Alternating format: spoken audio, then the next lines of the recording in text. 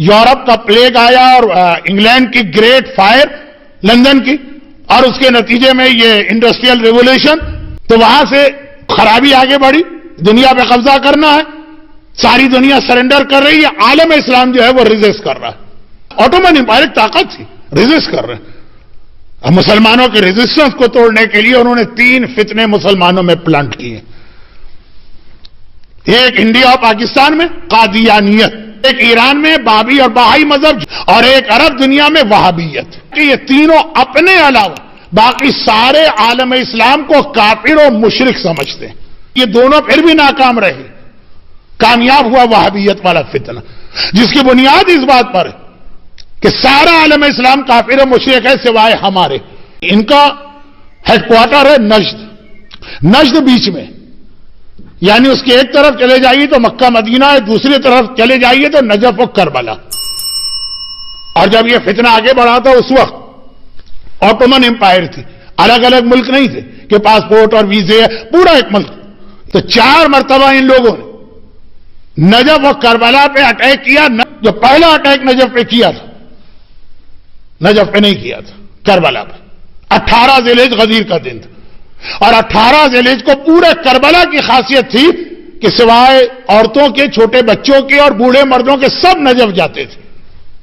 غدیر مولا کا روضہ، خالی جا کے وہ 2-4 قصیدے نہیں پڑھتے تھے، تشدید بیعت کرتے تھے، پورا کربلا خالی ہوتا تھا۔ کربلا پہ اٹیک ہوا کیونکہ کربلا خالی، اس کے بعد یہ طریقہ ہوا کہ نہیں، ایسے موقعوں پہ بھی لوگ شہر خالی نہیں کرتے ہیں۔ امام مظلوم کے روضے تک پہنچے، یہ گنبد توڑا گیا، لیکن گنبد مذہبی عقیدے کی وجہ سے نہیں توڑا گیا، ڈاکے کی وجہ سے اس پہ جو ہیرے اور جواہرات اور زمرد اور یہ سارے قیمتی جواہرات لگے تھے، باقاعدہ اتنے اونٹ بھر کے لے جائے گئے، کوئی عورت کو نہیں چھوڑا، کسی بچے کو نہیں چھوڑا۔ جو بعد میں اس کی رپورٹ تیار ہوئی، 22,000 کیجویلٹیز آج سے 200 سال پہلے کربلا میں ہوئی تھی۔ اور امام مظلوم کی زری کے قریب جس انداز سے بےہودہ حرکتیں کی گئی، ہمیں یزید کا مدینہ کا اٹیک یاد آ رہا۔ اس کے بعد بھی ہر 1-2 سال کے بعد یا نجف پہ اٹیک، یا کربلا پہ، یا نجف پہ، یا کربلا۔ بہت کم لوگوں کو معلوم ہے، لیکن یہ ایک فیکٹ ہے تاریخ کا۔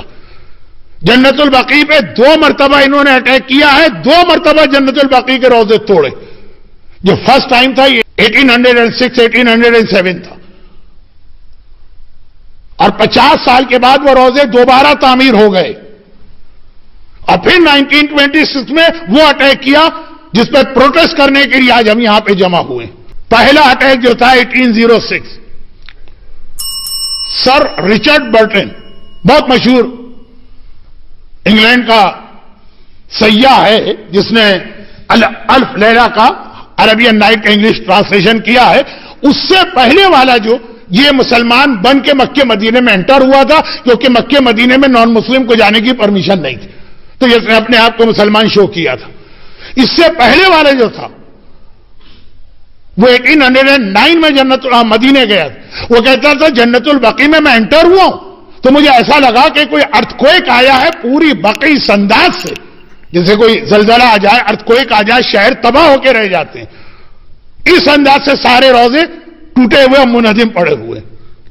مگر 50 سال کے بعد دوبارہ اس انداز سے یہ روضے بنے کہ آج آپ جس ڈیمولیشن کی یاد بنا رہے ہیں، وہ شاندار روضے، وہ تصویریں، وہ پکچر جو آپ کو انٹرنیٹ پہ اور ہر جگہ نظر آ رہی ہیں، یہ بعد کے بنے ہوئے روضے ہیں، فرسٹ ڈیمولیشن کے بعد۔ پھر میدان احد گئے، جناب حمزہ کے روضے کو بھی ڈیمولش کیا گیا۔ لوگ یہ تذکرہ اس لیے نہیں کرتے ہیں کہ اس سے ذرا سا بقیع کے روضوں کی اہمیت تھوڑی سی کم ہوتی نہ محسوس ہو، ایسا لگے دونوں ایکول نہیں۔ چہاردہ معصومین ہے، جناب حمزہ بعد میں آتے ہیں۔ اسی لیے حتیٰ ہمارے یہاں مکے کے جو قبرستان ہے، جیسے مدینہ کا جنت البقیع ہے، مکے کا جنت المالا ہے، وہ بھی بہت اہم۔ حضرت ابو طالب کا روضہ ہے، حضرت عبد المطلب کا روضہ ہے، حضرت خدیجہ طاہرہ کا روضہ ہے، ہماری اور آپ کی ماں۔ وہ بھی ان وہابیوں نے بقیع سے پہلے اٹیک کر کے ڈیمولش کیا۔ یہی تھا کہ عالم اسلام کی میجورٹی کو کافر بنانا، یہ وہابیت آج بھی ہمارے سینے پر ہے۔ حالات کچھ بدل رہے ہیں لیکن ابھی اتنے بھی نہیں بدلے۔